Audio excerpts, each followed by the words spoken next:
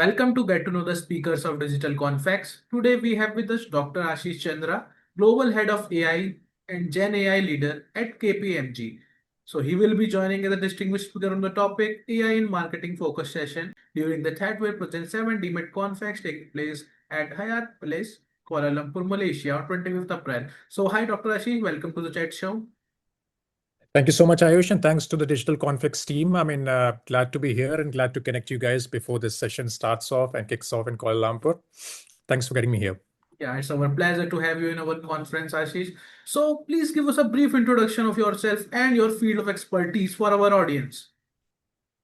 Yeah, no, thank you. Ayush, I lead in the global GenAI team at a Big Four, and one of the Big Fours, of course. And the main drive that I put across is definitely how can AI be useful for our clients? How can AI be useful for the end users? And that's what I try to do with my team.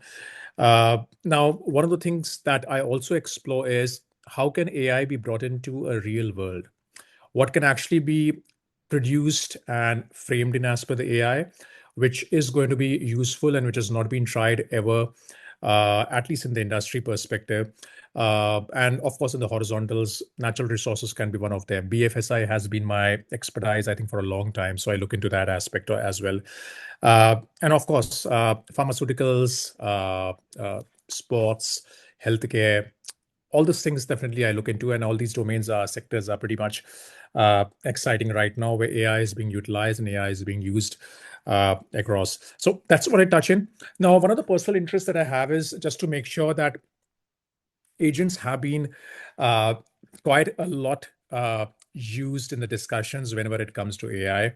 And I have personally filed in close to about 5+ patents in agents, and overall, of course, more than 20+ agents kind of patents that I have actually put across. And that's what I look upon. How can this mesh of agents, how can the agent synthetication, how can we make sure that they are being utilized and well framed in with the newest of the technologies that are there in the world? That's what I do, at least from my side. I think it's great knowing you. What are you doing currently, and also your expertise. And I think our audience will love to hear your thoughts on the topic and also connecting during networking breaks. So I have also prepared some few questions for you today. My first question is, most enterprises claim they are using Gen AI in marketing, but very few Yep. see measurable ROI. So where exactly Yep. is the disconnect? Yeah, no, it's a very good question. And I think to answer that question, I just wanted to go ahead and get some brief background about what's happening in the market. How is it actually going? See, the disconnect, I would say, is a structural. And this is not a technological disconnect that I would call that. Now, when I say that, most organizations have deployed AI at the edge of marketing. They have got a content generation rather than having it at the core, which is more of a decision-making concept altogether. So most of the organizations have not actually fulfilled that side. Now, saying so, they have optimized how fast a content is produced, but of course not how the decisions are made, how the decisions are prioritized, and how they are monetized. And that's where the real problem is. So if I look at this gaps that you're referring to, Ayush, I would call that as a three precise gaps right now.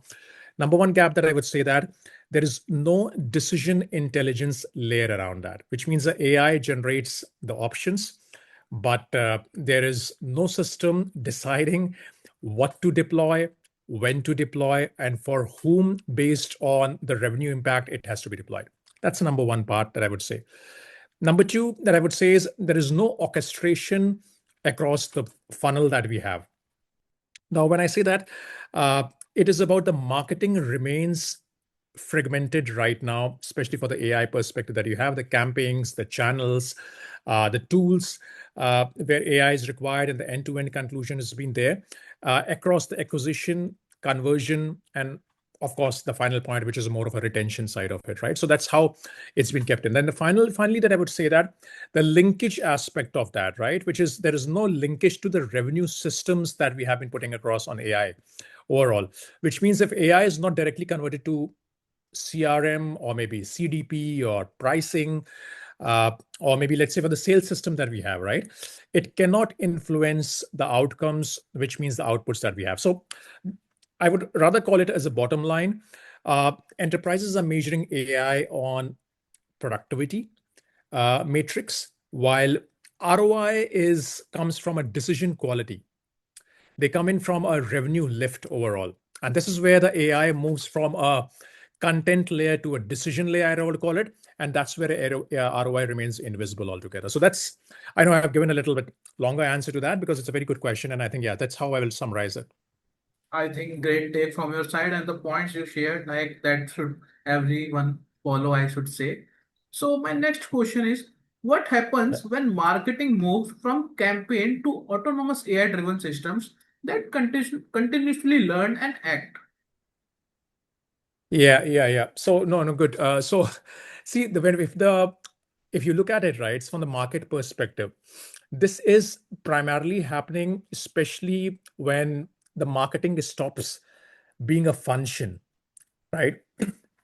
Because as you rightly mentioned, overall, if the campings and the autonomous AI drives that are there, right, they can only be summarized in when it becomes a self-optimizing system altogether, which means that we are moving from a campings to a continuous decision loops, or I would call it as a from a team system, we are moving towards a agent ecosystem, right? Or from an execution layer, we are moving towards the autonomous optimization system. I mean, that's how typically I would call that as what was there previously and what is there now.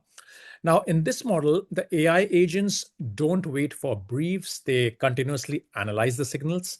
They continuously generate the strategies. They uh, test the variance. They look into the allocation of the budgets. They call out into the optimization of the outcomes and things like that. You don't run campings anymore, which means that you govern systems that themselves run automatically on their own. And this leads to three structural shifts that I would call that.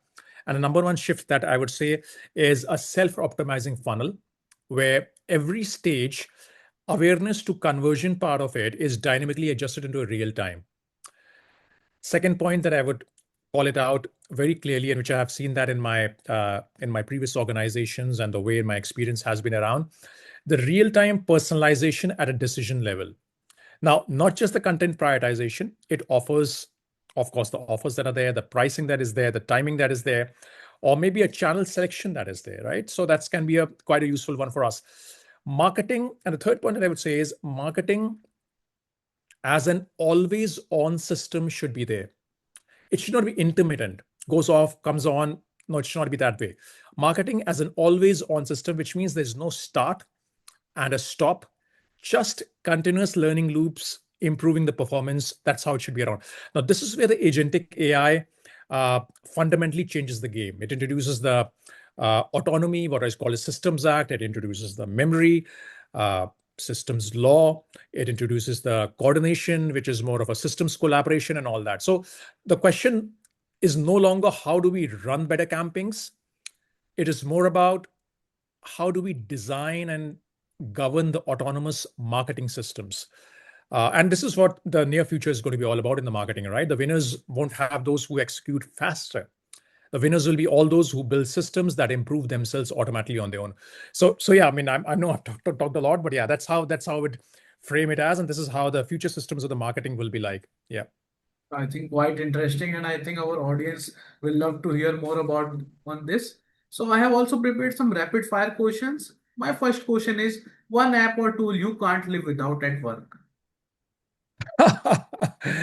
Okay, so see, I think apps can be many, and I think in the world of AI, you have everything. Uh, of course, I utilize my energy to go ahead and build solutions, build channels, and all that, and that comes in on its own. So of course, there's no AI required for that.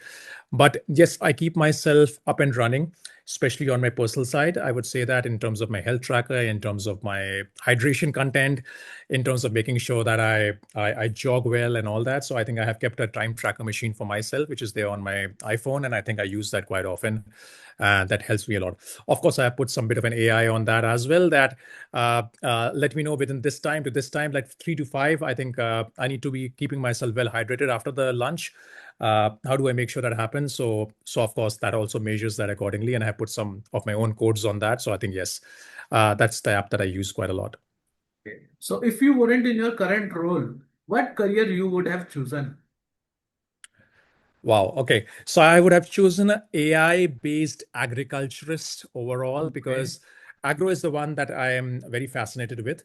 And yes, I think it has a lot of scope of improvement. I think a lot of things can be done. I mean, my due respect is there for all those farmers and for the mainland and for all for the agriculturists who have been really investing the time, their energy, their patience to make sure that things are running in. But there's a huge scope of opportunity, and I would rather utilize my AI skills for that, and I would rather go ahead and just choose that option eventually at a later stage. Yeah. Okay. So my last question, what skill do professionals need to master in the next 12 months? Okay. See, it's a moving timepiece, I would say that, right? And every day, whenever you guys are well said and you get up in the morning and you look at what's happening across the world, uh, AI framework has been changing. It's a moving goalpost, right? Look at Claude that has come in, and everybody is trying to go ahead and just get into the Claude certification, the architect certification, which has been around. A lot of people have asked me, is that something which is worth it? And I think we should do it. And I absolutely say, yes, it's worth it. Anything that new that you're learning in the world of AI can be utilized and should be utilized eventually at a later stage that we have. Gone are the days that we were talking about the RPAs of the world. Of course, we still use that. And I think it has a lot of potential and a lot of opportunity to bring that up. Machine learning, of course, that came up. And I think it's been horizon on that side. But I would say that, yes, keep yourself up and running in terms of what's happening on the Claude side, what's happening on the Google side. I think that's a lot happening on that. The frameworks on the Microsoft, very well developed, designed, and I think orchestrated. And I think that can be utilized well. So I think these are the things that I would rather say everybody should be there. It is not about the tech stack. It is about keeping yourself abreast with what's happening in the world. And that's what I would say that is going to catch up until things stabilize a bit in the coming years. Great. Thanks for your time today, Dr. Ashish, and to all the participants. Don't miss this session happening on THEADWare Present 70 Mid Confex taking place at Hayat Palace, Kuala Lumpur, Malaysia on 25th April. Get a great start to connect with him in person. See you soon, Dr. Ashish. Thank you so much. Take care.